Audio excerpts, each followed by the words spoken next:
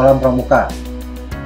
Materi yang akan kakak bawakan pada kesempatannya ini yaitu adalah mengenai makna Trisatya dan Dasa Dharma Pramuka.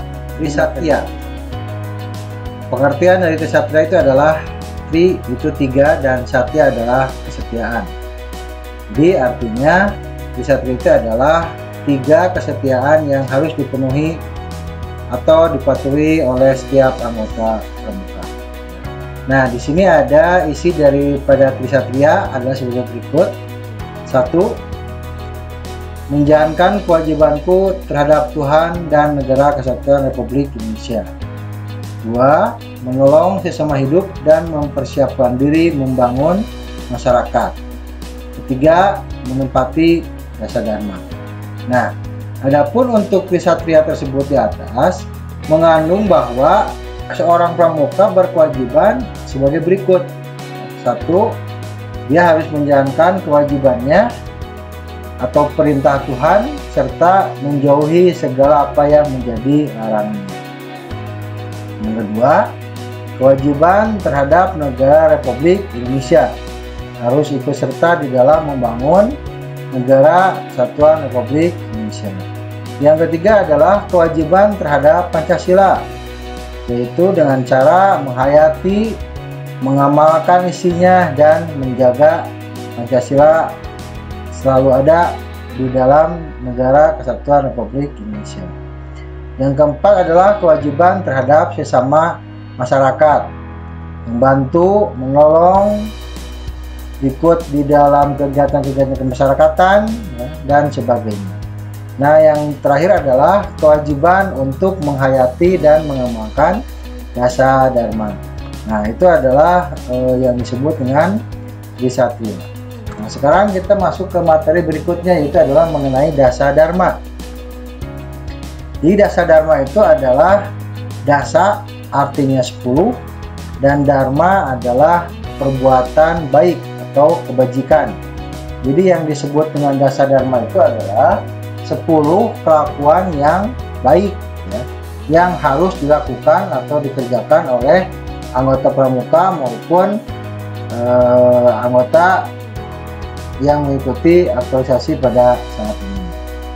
Nah, isi dari arti dasa dharma adalah sebagai berikut ya. Di dasa dharma itu ada 10. 1. Takwa kepada Yang Maha Esa. 2. Cinta alam dan kasih sayang sesama manusia. 3. Patriot yang sopan dan kesatria. 4. Patuh dan suka bermusyawarah. 5. Rela menolong dan tabah. 6. Rajin, terampil dan gembira. 7. Hemat, cermat dan bersahaja. 8. Disiplin, berani dan setia. 9. Bertanggung jawab dan dapat dipercaya. Dan 10. Suci dalam pikiran, perkataan dan perbuatan. Nah, itu adalah dasa dharma. Sekarang, apa makna daripada dasa dharma di dalam kehidupan sehari-hari? Kita masuk materi yang pertama, yaitu adalah takwa kepada Tuhan Yang Maha Esa. Jadi kegiatan atau butir-butir yang ada di dalam dasa dharma yang pertama itu adalah 1.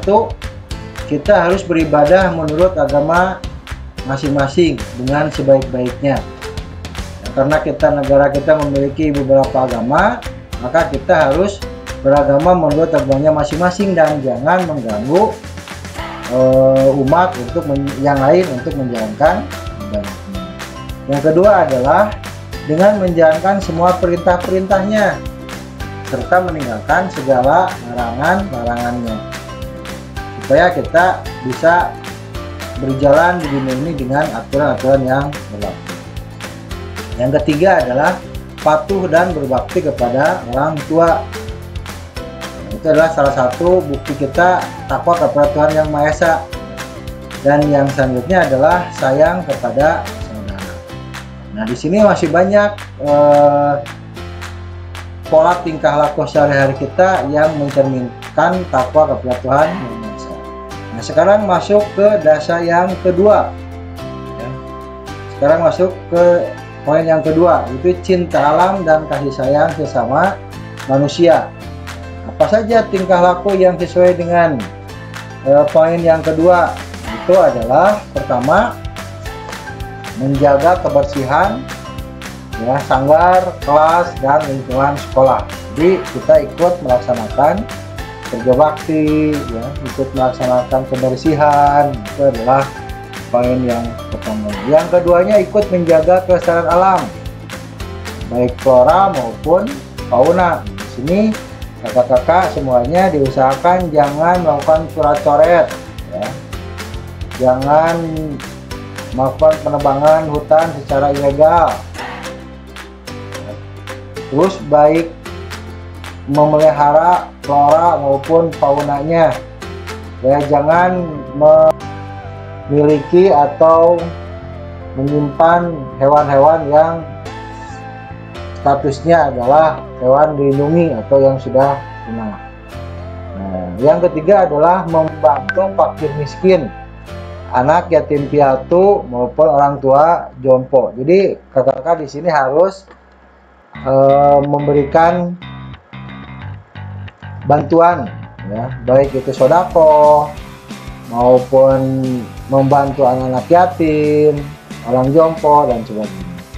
Dan yang keempat adalah mengunjungi yang sakit.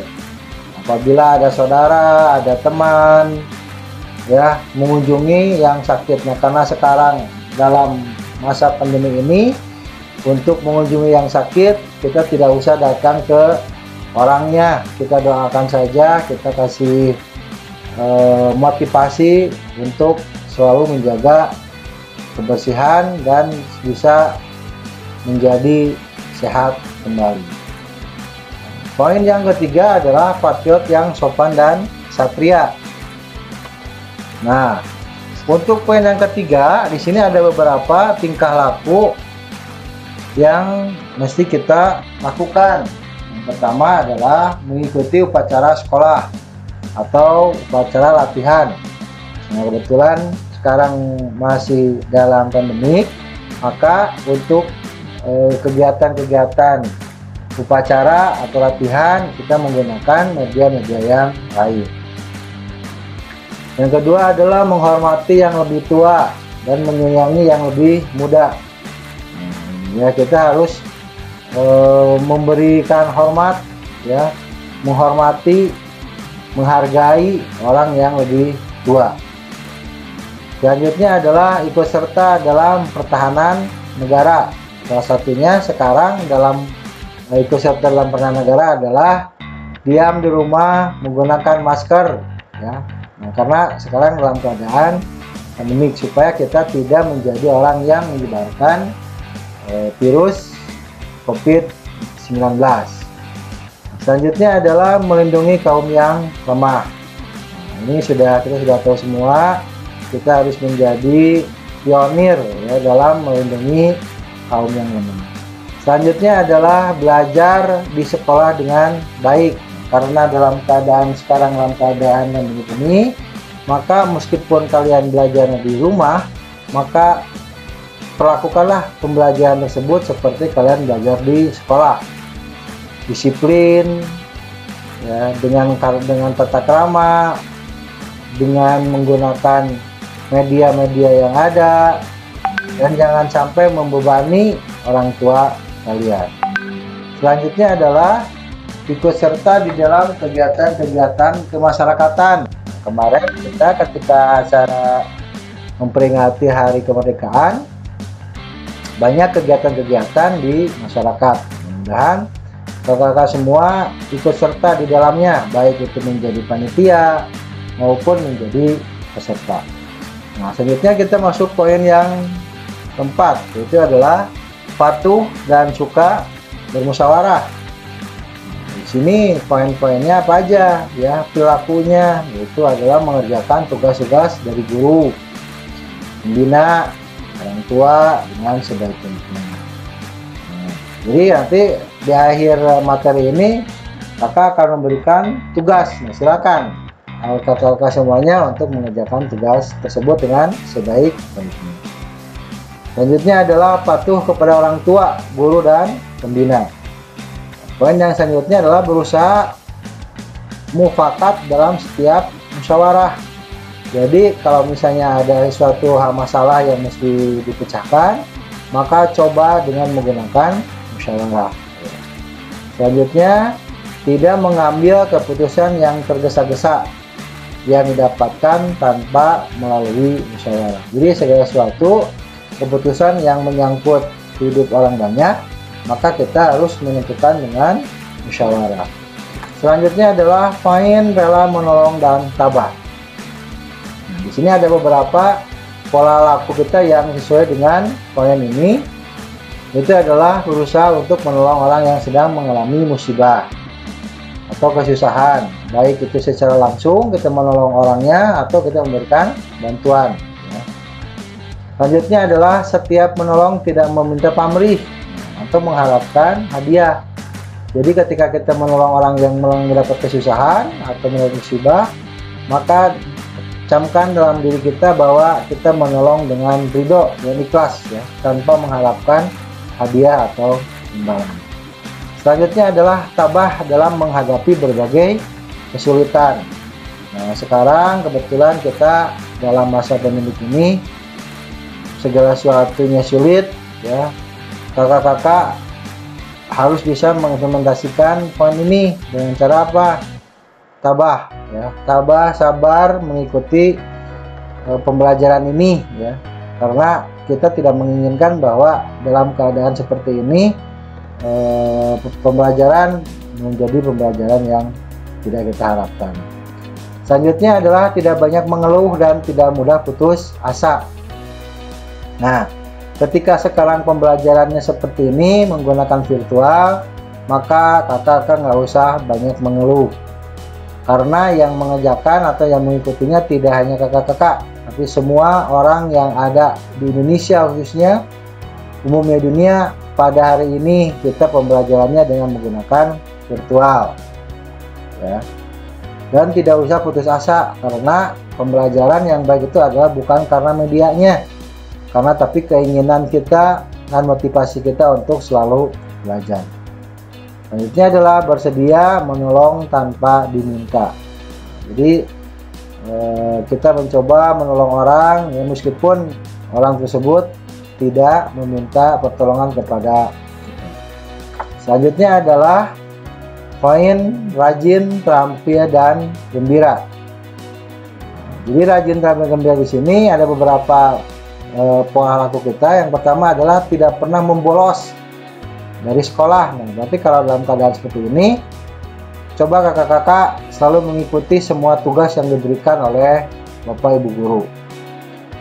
Selalu hadir dalam setiap pertemuan pramuka, dapat membuat berbagai macam kerajinan dan hastakarya yang berguna. Jadi ketika mengisi waktu luang, kakak-kakak selain setelah mengerjakan pekerjaan, maka isilah waktu dengan membuat karya-karya yang berguna, baik itu untuk kakak sendiri maupun bisa dijual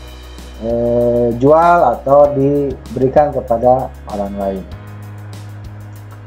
Selalu riang, gembira dalam setiap melakukan kegiatan atau pekerjaan. Jadi jangan ngeluh, ya, segala sesuatunya kerjakan dengan gembira. Selanjutnya, poin hemat, cermat, dan bersahaja. Di sini ada beberapa tingkah laku yang sesuai dengan poin ini. Yang pertama, tidak boros dan bersifat hidup mewah.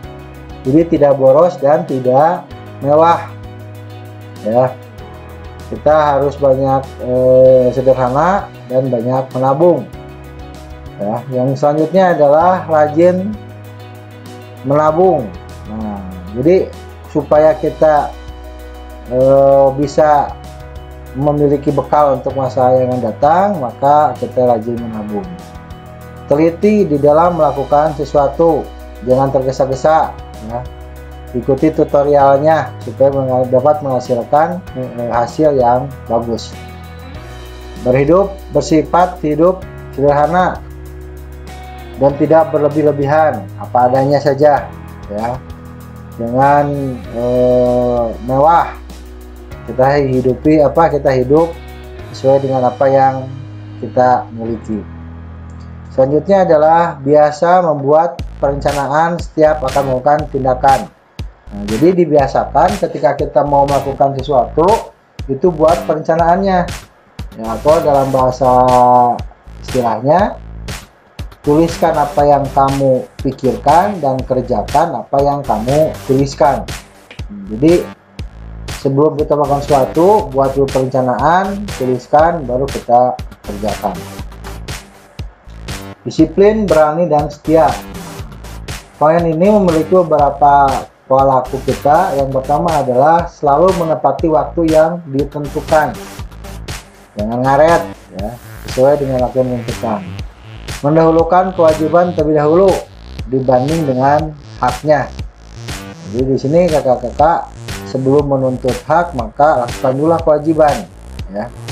Sebelum meminta sesuatu maka kerjakan dulu apa yang mesti kita kerjakan. Tidak pernah mengecewakan orang lain. Tidak pernah ragu-ragu dalam bertindak. Ini adalah poin-poin untuk disiplin, berani, dan setia. Selanjutnya adalah bertanggung jawab dan dapat dipercaya.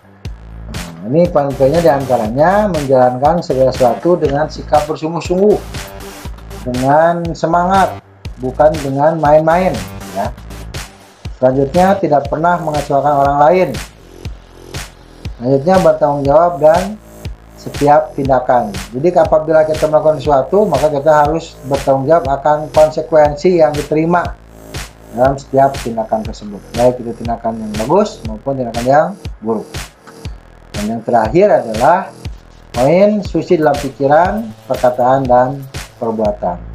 Nah, ini berisi mengenai berusaha untuk berkata yang baik dan benar, tidak pernah berbohong, ya, karena bohong satu kali maka akan diikuti dengan bohong-bohong selanjutnya. Yang kedua adalah tidak pernah menyusahkan atau mengganggu orang lain.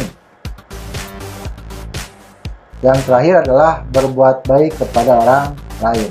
Ini adalah implementasi dari apa yang tersurat di dalam Dasa Dharma Pramuka.